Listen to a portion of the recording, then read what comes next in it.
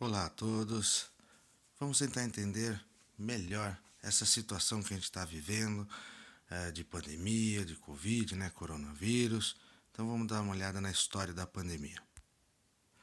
Bom, essa situação né, de pandemia, epidemia, ou seja, essas doenças que afetam os humanos de tempos em tempos, sempre aconteceu. Desde lá de trás, desde o início das civilizações, das primeiras sociedades, das primeiras cidades.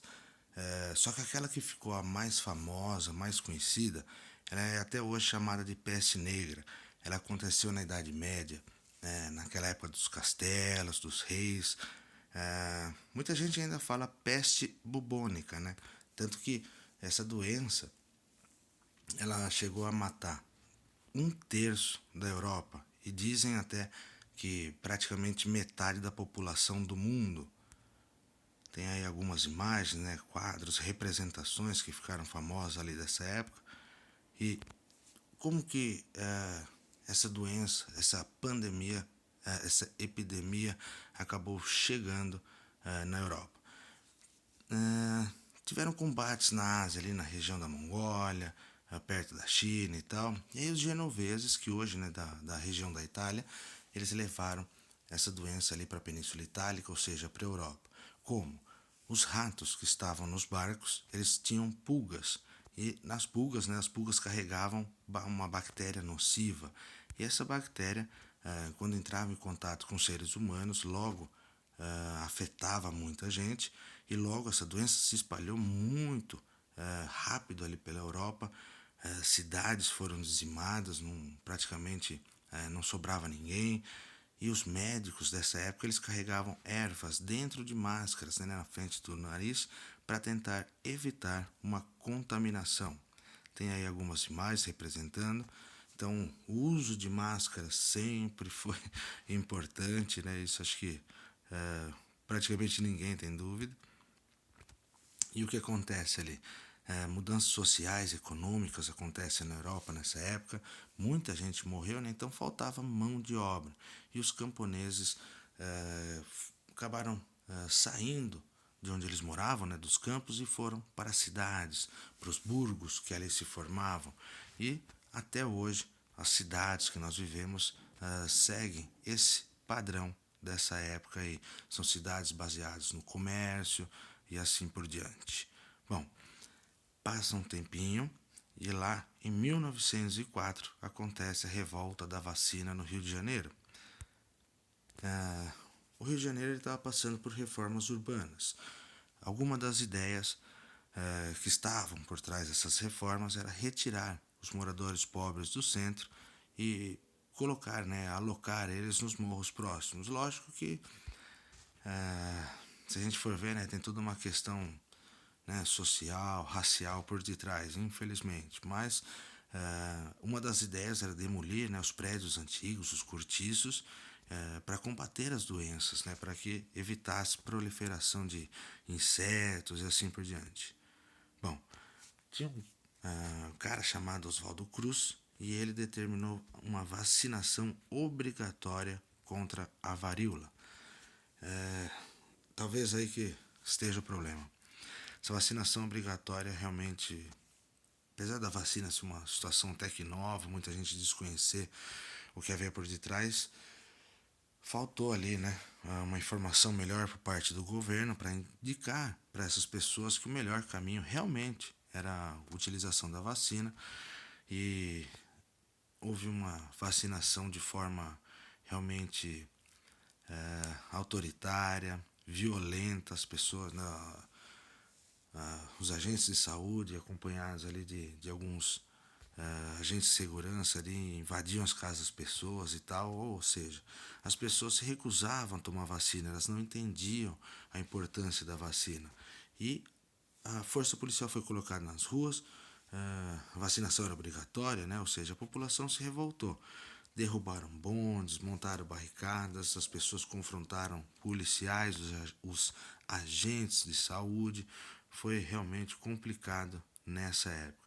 Tem até a imagem dos bondes tombados no Rio de Janeiro, a imagem de Oswaldo Cruz, mas a ideia é que muita gente ainda resiste à vacina simplesmente por não entender os benefícios que ela traz. Bom, depois da Primeira Guerra Mundial, ali no começo de 1900, teve uma situação complicadíssima, a pior pandemia ali do século XX, que foi a conhecida gripe espanhola. Então a Primeira Guerra Mundial ela foi global, atingiu muitos países, produziu muitas mortes, uma imundície tremenda, né, ruínas, ou seja, um quinto da população mundial ali mais ou menos acabou morrendo devido à gripe. Ou seja, se a gente for analisar, essa gripe espanhola ela acabou matando mais que a Grande Guerra, mais que a Primeira Guerra Mundial. E ela não tinha até que relação nenhuma, se for ver, com a Espanha. O que acontece é que na Espanha, entre aspas, né, era um país mais livre e eles noticiavam, ou seja, como a notícia dessa gripe acabava indo parar nos outros países através de canais da Espanha, muita gente começou a chamar essa gripe de gripe espanhola, apesar de não ter começado na Espanha nem nada disso. Mas essa gripe é do vírus dessa gripe é do tipo A, né, um subtipo do H1N1 que há pouco tempo atrás acabou ficando meio famoso nos noticiários do mundo e tal.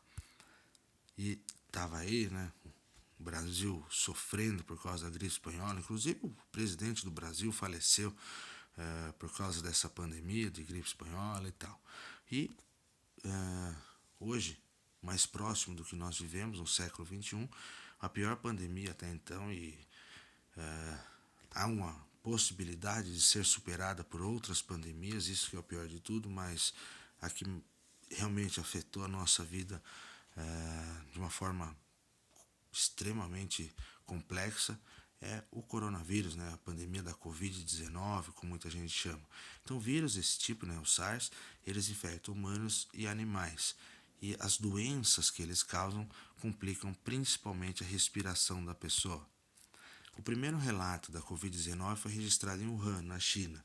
Isso foi lá em dezembro de 2019. E logo depois, os pesquisadores chineses publicaram um artigo científico sobre esse tema, e nesse artigo científico já se cogitava a possibilidade de que o vírus tivesse chegado aos seres humanos através de animais. Ou seja, o vírus que se achava nos humanos era parecido com o vírus original da Covid que se achava em morcegos. O que acontece é que dificilmente o vírus sairia do morcego direto para um ser humano. Provavelmente do morcego para algum outro animal e daí para o ser humano. Esse animal que está aí no meio ainda não se conhece. Em outras pandemias, inclusive, já foi, por exemplo, um dromedário, alguns outros animais. Só que é importante, né, salientar, falar aqui que a origem desse vírus, do Covid e tal, não tem qualquer comprovação de que ele foi criado em laboratório, foi criado por humanos e assim por diante. Provavelmente é a mutação de um vírus da natureza, assim como todos os outros. O surto inicial aconteceu na China, né, mas depois se espalhou pelo mundo, principalmente por causa da globalização, né, os transportes, comunicação, todo mundo hoje, todos os países estão conectados, seja de avião, de barco e assim por diante. Mas o primeiro caso no Brasil foi lá em 26 de fevereiro de 2020. Próximo de onde estamos hoje, pouco mais de um ano depois, infelizmente já se tem a quantidade extrema de mortos no Brasil, chegando aí a 250 mil mortos, ou seja, bastante complicado realmente. Por isso, né, não é bobagem, é uma pandemia extremamente complicada, então por isso é importante seguir os,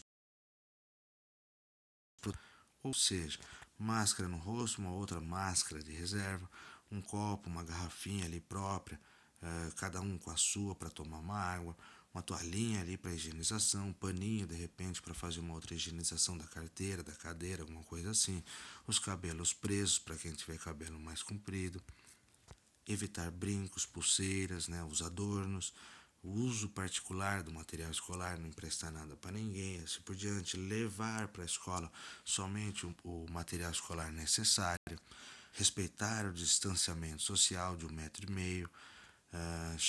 Ao chegar em casa, né, saiu da escola, chegou em casa, toma um banho, higieniza a mochila, material escolar, a roupa, tudo, né?